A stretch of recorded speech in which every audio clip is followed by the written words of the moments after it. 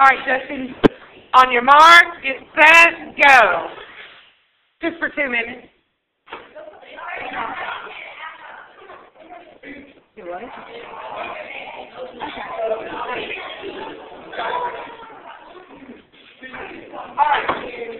All right, Justin, please.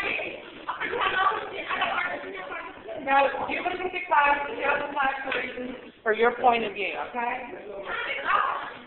No, the class is on both sides.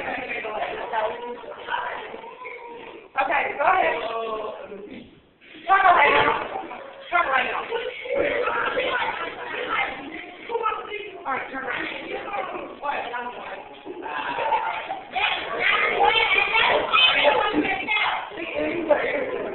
Okay, go ahead.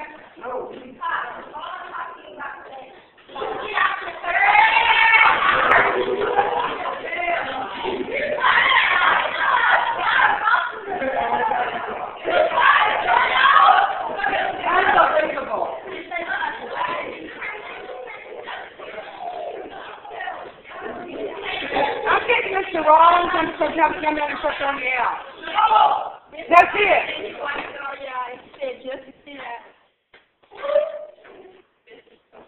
Okay, Jessica.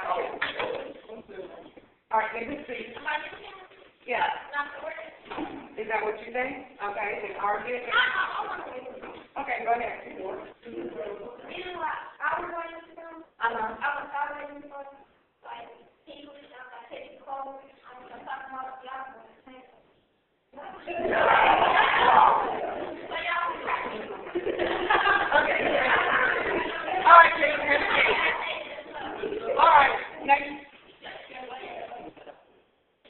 You are arguing for him. Go ahead. I did not like wearing uniforms. No, go ahead. Oh, I did not like wearing uniforms because I wear uniforms every day.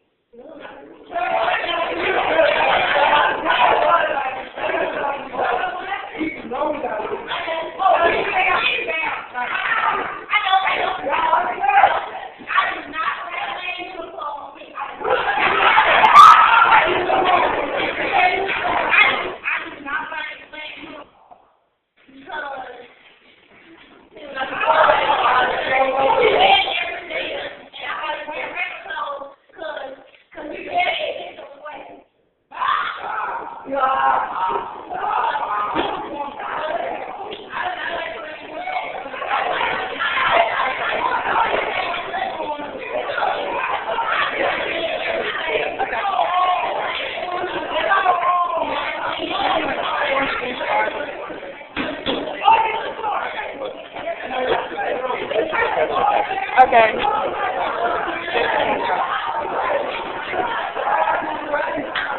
All right, everybody.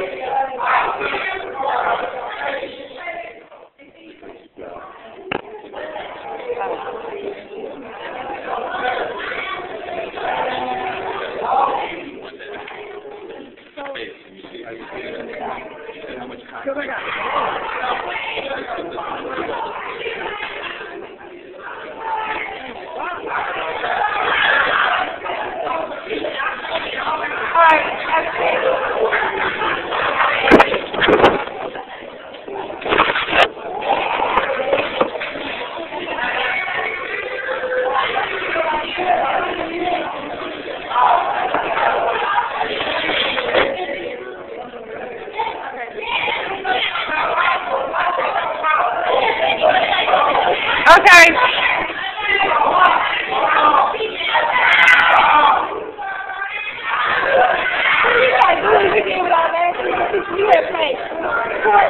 Like we had like the law, you know how we did like the stuff. We had Don't beat on the desk. Don't beat on the desk. We had the desk and everything. And we had our secretary.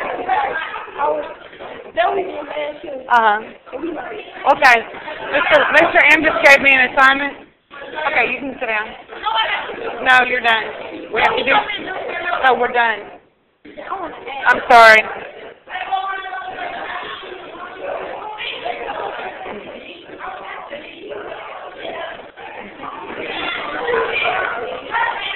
Hey, don't throw paper. Okay, so how many of your 4 school uniforms? If you're for school uniforms, raise your hand. How many of you are against school uniforms? Okay. So that's the winner. We have another topic to... All right, I know, but go sit down. Sit down. Sit. Please sit down. Sit down. Okay. Okay. Y'all have some great ideas, okay? We have something else to do now, okay? We have to go back, excuse me. Let's go sit down, okay? No. Alright. Alright, everybody. We have another assignment now. Mr. M just brought it to us. We're going to work on... Okay. Yep. Have y'all finished the booklet for this? Okay, get out your booklet for Writing for Freedom, a history of... Okay. Wait a second. Yeah, you do. Get your hands off of that and go sit down. Go sit down. Okay, they're telling me they don't.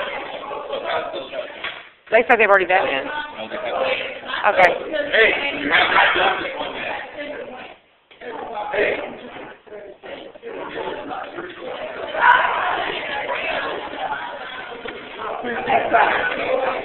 Okay.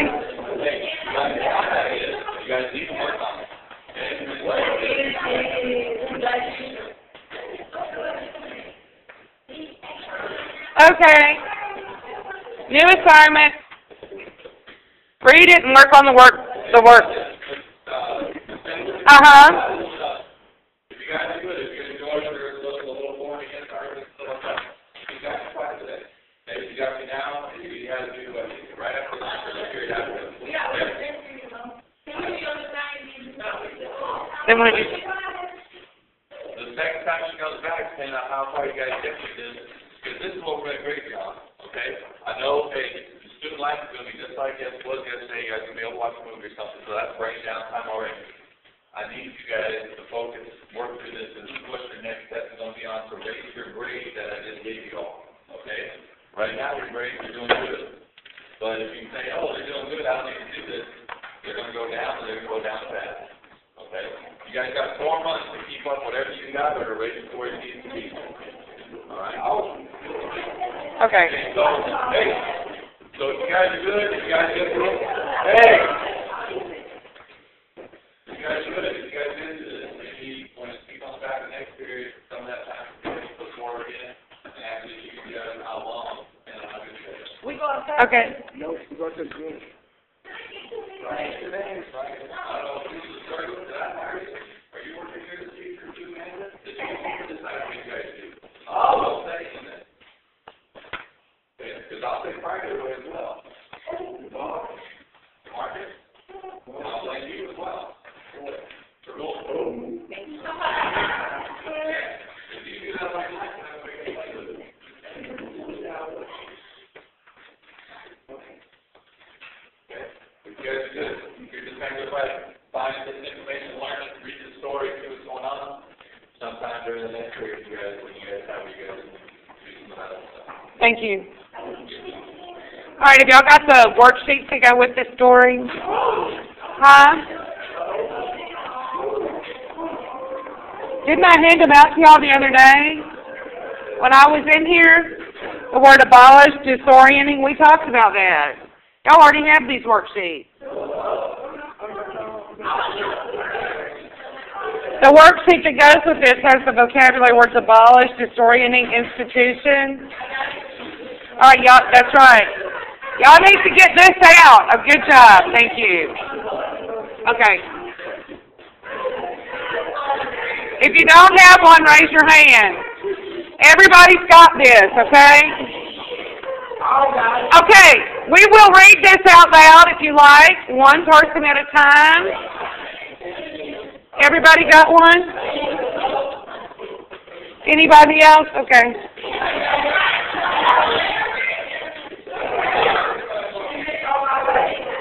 No, I didn't lick on your paper.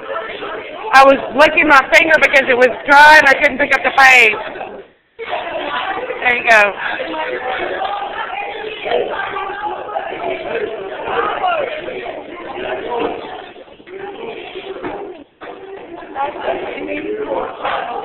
There you go.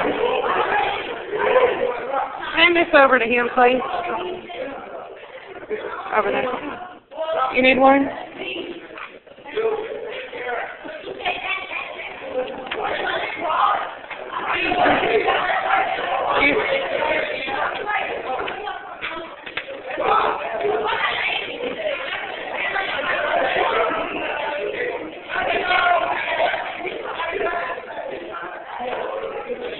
Okay.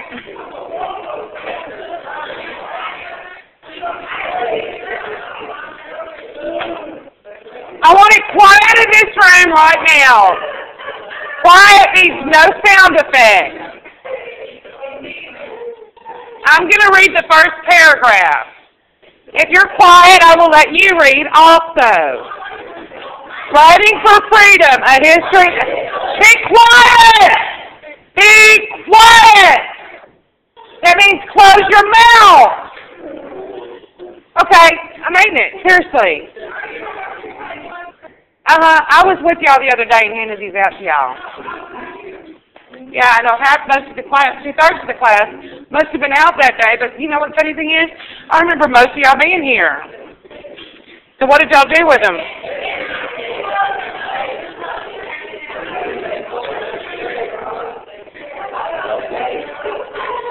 Okay, quiet! Close your mouth! Close your mouth! Close your mouth! Stop talking! Really? Today, please! Be quiet, be quiet, be quiet. You're only upset if I'm talking about it. When this room gets so loud you can't hear somebody talking in front of you, you don't complain at all. So save that game for somebody else. I'm not bothering you at all. You sitting here jerking me around and I'm not going to put up with it, okay?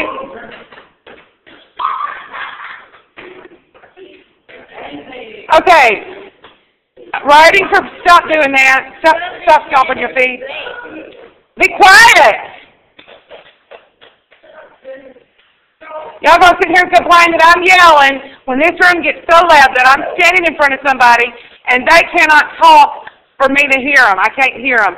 And you're gonna sit here and say it bothers you for me to yell at you, but when y'all all talking and running around the room and being so loud nobody can hear anybody talk, no complaints then, isn't that right?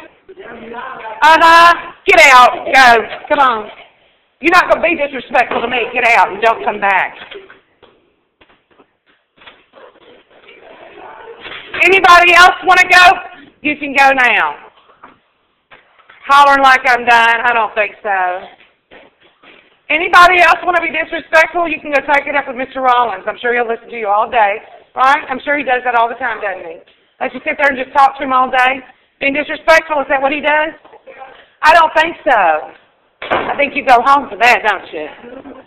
Okay. Once again, please be quiet. The name of the passage is Writing for Freedom, A History of Slave Narratives. I remember having a different class last year. That was 2 years ago. This same passage is what we read. It's a very good story, guys. All right, you ready? Here it is. No, I'm reading the first paragraph. To see if you're going to be quiet or not. Please. Don't beat on the desk. A slave narrative is a biographical or autobiographical account about the experience of slavery. Okay, you're out. Go. You're not standing here beating on the desk and dancing at your seat. I've asked you, yes, you are. You're dancing too. Come on. Let's go. Get up and go. Stop. Okay, here's Mr. M.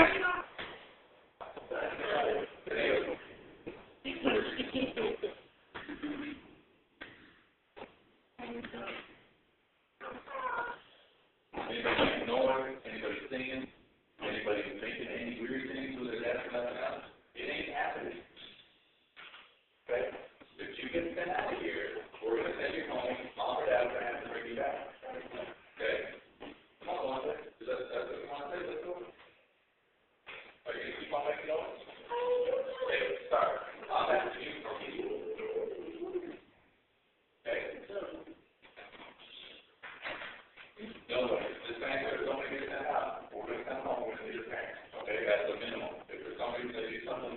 outrageous. We're just watching you guys on camera. That's all we do here. 2 days of suspension. No reason for you guys to behave better with the sub. So when Ms. Dorsey comes back, she can ask her, hey, how many classes? Because you guys are embarrassing Ms. Dorsey right now. This is not how you have to treat them here. Okay. Thank you, Mr. M. All right. A slave narrative is a biographical or autobiographical account about the experience of slavery. It is written or told orally by a fugitive slave or a former slave. The first African-American slave narratives were written in the 1760s, and the final ones were written in the 1930s. Slave narratives give powerful personal and emotive accounts of slavery. They were a vital tool for the abolitionist movement, an organization which wanted the United States and the British Empire to make slavery illegal. The abolitionist movement used slave narratives to convince people that slavery was a terrible institution. Further, for the slaves who told them and read them, the narratives were important for understanding the transition from slavery to freedom. Who would like to read next? You would like to read? Okay, I'll read the whole thing. No. All right, you may read it aloud then. Next paragraph. Abolitionist.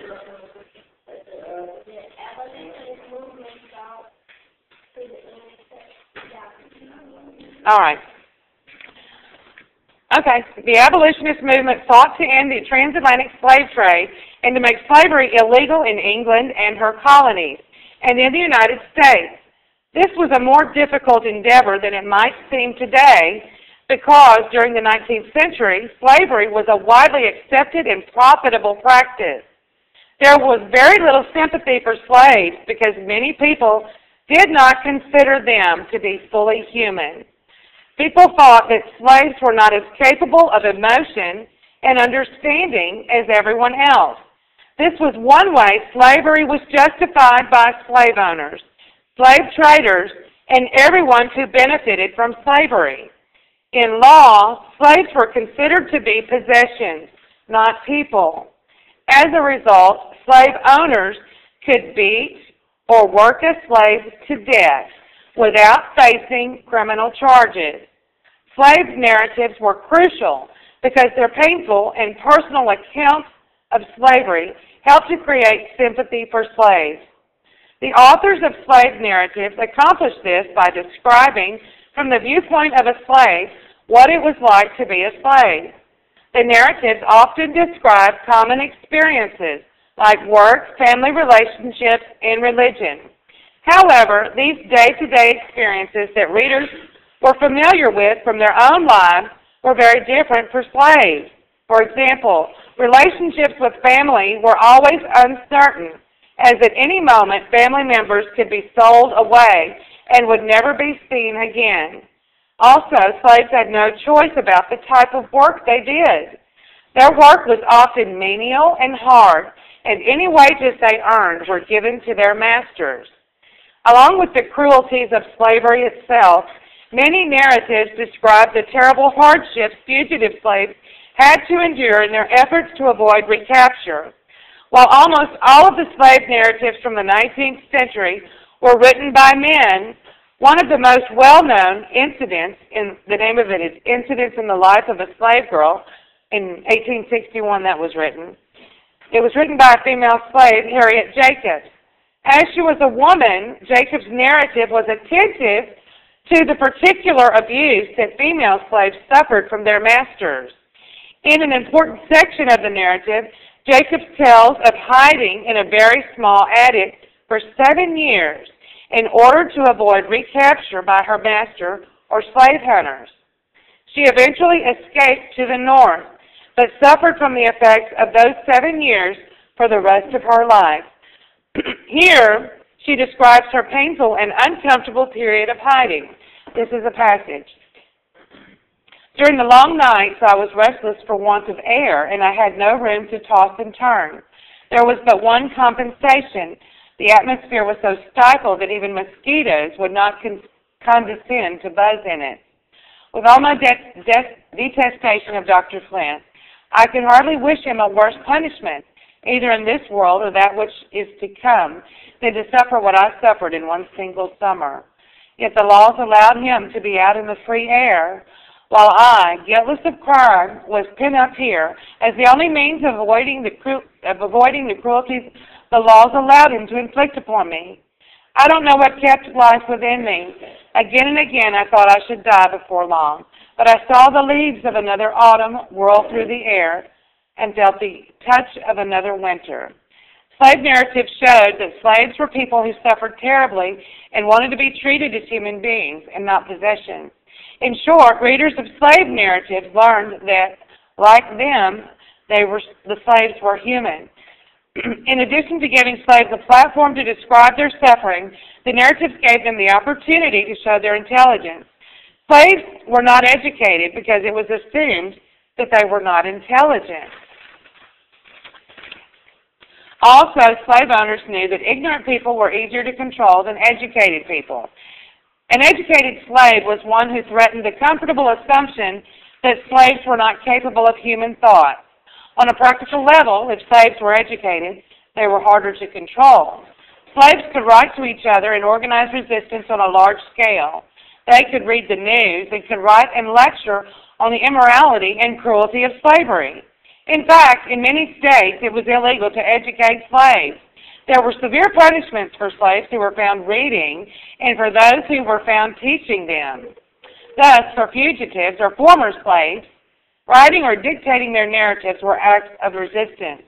In many narratives, slaves expressed their understanding of how important education was to gaining freedom. Free slaves needed to be educated because educated people were much more capable of making their own choices and deciding for themselves what was best for them. Perhaps this is why slave narratives frequently talk about both physical and intellectual freedom. Frederick Douglass was one of the most famous authors of slave narratives. He was also a committed supporter of abolition. Douglass was known for arguing about the importance of education for slaves and former slaves. As a slaveholded child, Douglass realized that education was important when his master forbade his mistress from teaching him how to read. His master claimed that education would make him unfit to be a slave. An uneducated slave could not think about his own condition and might even think that slavery was right. Once he escaped slavery, Douglass became a famous lecturer and journalist whose words provided comfort and hope to slaves while challenging those who still accepted slavery as an institution. Here, in a speech on education, Douglass explains the connection between education and freedom. Without education, he lives within the narrow, dark, and grimy walls of ignorance. Education, on the other hand, means emancipation. It means light and liberty. It means the uplifting of the soul of man into the glorious light of truth, the light by which men can only be made free. To deny education to any people is one of the greatest crimes against human nature. It is easy, then, to deny them the means of freedom and the rightful pursuit of happiness, and to defeat the very end of their being. Slave narratives explained what slavery was like to people who had no such experience, or to people who had no sympathy for slaves. However, they were also important for slaves themselves. Slave narratives tell a story of the disorienting transformation from slavery to freedom. Many accounts describe the slave struggles not only to escape, but also to create a new identity as a free human being. The narratives that address this transformation describe the confusion and stress that slaves experienced during their search for freedom. A former slave had to learn a completely different way of life and of thinking about the world. In this way, slave narratives are stories of rebirth. It is common for these accounts to explain how former slaves chose new names for themselves once they were free. Choosing a new name was part of the slave struggle to create a new identity as a free human being. Here, William W. Brown describes his search for his new identity, which involved choosing his own name. I resolved in adopting my old name of William and let Sanford go by the board, for I always hated it, not because there was anything peculiar in the name, but because it had been forced upon me. It is sometimes common at the South for slaves to take the name of their masters. Some have a legitimate right to do so, but I always detested the idea of being called by the name of either of my masters. And as for my father, I would rather have adopted the name of Friday and been known as the servant of some Robinson Crusoe than to have taken his name. So I was not only hunting for my liberty, but also hunting for a name. Please stop humming. I didn't say it was you. It's coming from that direction on that side of the room. Please stop, whoever's doing it. I will find out who it is.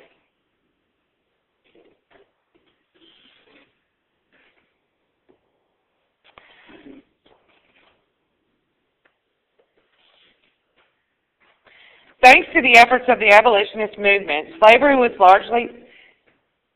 Really? You think we're going to play? Is that what you think? I didn't say it was you. I hadn't called anybody else.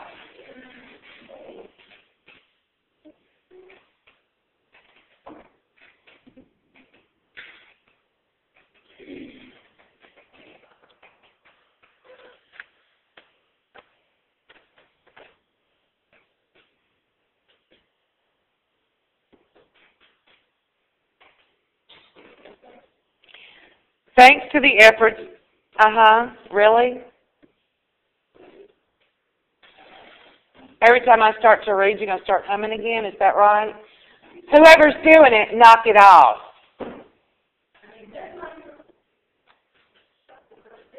I'll send out that whole side of the classroom.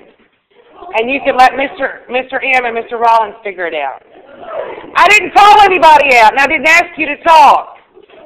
I didn't say. Stay quiet.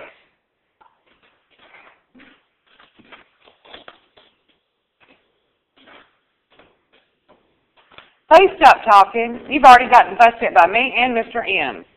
Really. Please be quiet. It's very simple. Don't open your mouth again.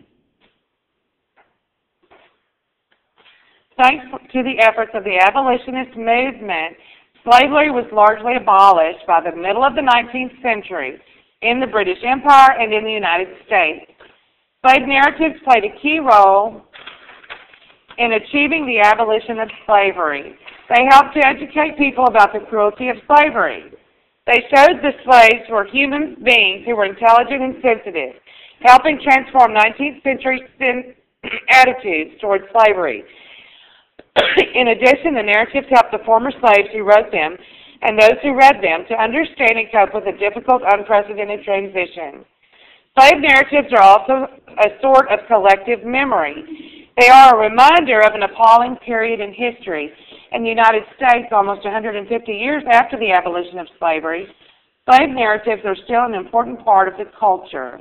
Many 20th century writers have written about the effects of slaves are drawn on slave narratives. For example, Nobel laureate Toni Morrison draws on the shape and themes of slave narratives in her widely acclaimed novel, Beloved. Other authors who were influenced by this genre include Maya Angelou, Alice Walker, William Styron, and many more.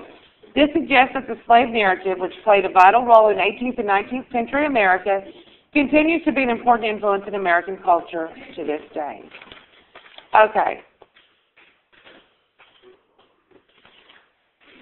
That's a very interesting passage to read. Yes, don't you think do you think it was interesting? Yeah. What would you do if you went home today and you were told that you had to go out into the field and work until after the sun went down, and then after the sun went down, you got brought back to, guess what? Not a house, a barn. Worse than that, what if it was just a barnyard? There were slaves who had slave cabins. If you go, like, out to LSUS, there's a replica of I think it's actually a real slave cabin. It's not a rebuild. It's a real slave cabin that somebody restored. It's on the back side of the LSUS campus. Right. They have a whole bunch of them in South Louisiana, too.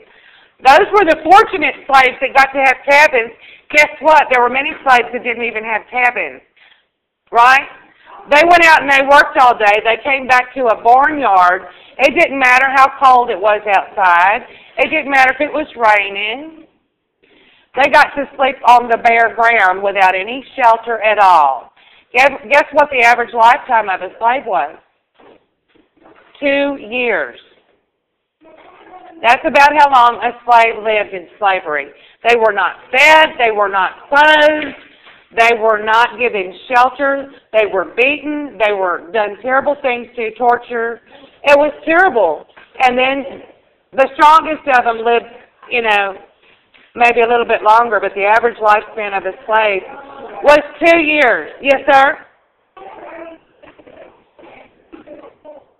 Do what? Your papa had a slave in his family? Is that what you said? I can't hear you.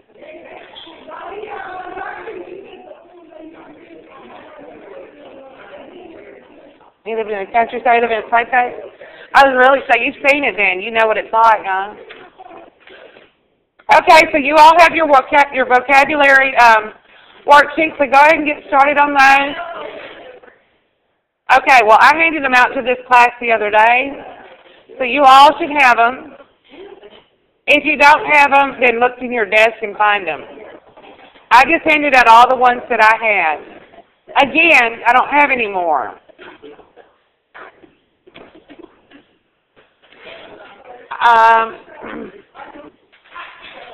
We read the definitions out loud, remember? So you all have the worksheet. So everybody should be working on the worksheet now, okay?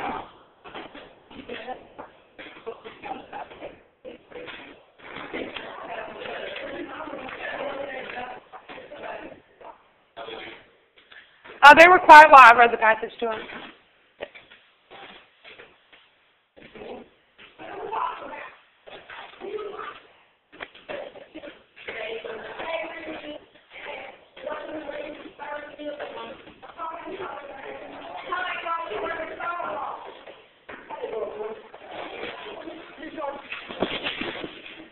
Yes, ma'am.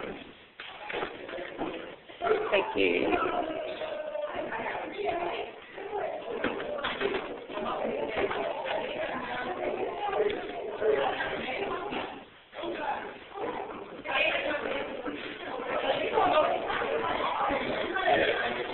Well, I guess I could just leave this here. Yeah. Okay.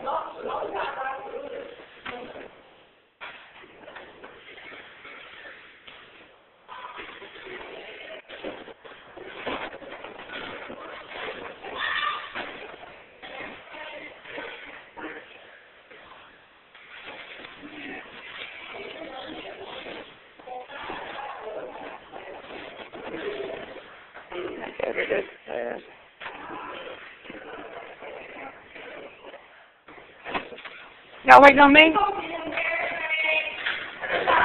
I'm taking y'all to lunch, right? Okay, thanks. Is this a smart class?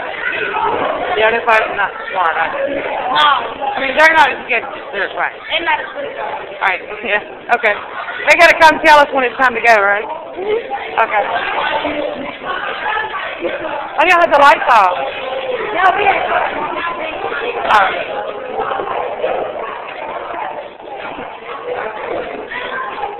Did Jermaine like something like that? Oh. Well, Mr. Rollins already took one class. Yeah, we're going to be like this. Oh, okay. It's going to be like taco soup. That sounds disgusting. How can you make soup out of taco? No, it's like taco soup. Uh-huh. They put like meat in it. Oh, really? So it's kind of like, oh, They don't put the taco, they give us taco soup. Oh, that sounds good, man. With taco.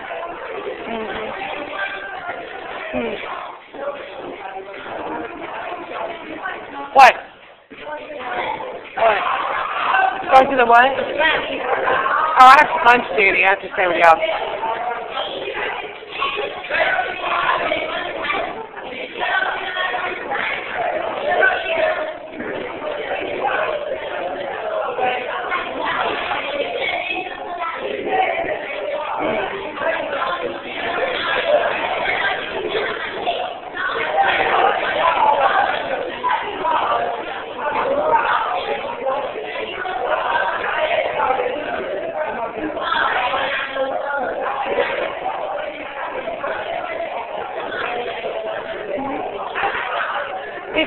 more pencils?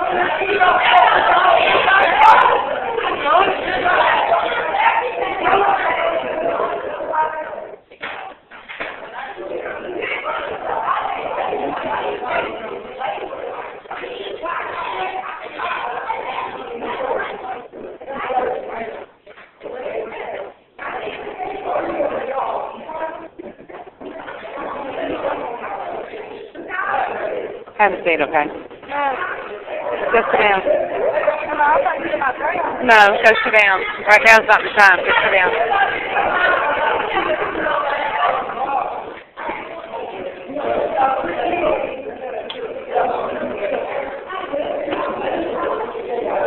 Have a seat. Have a seat.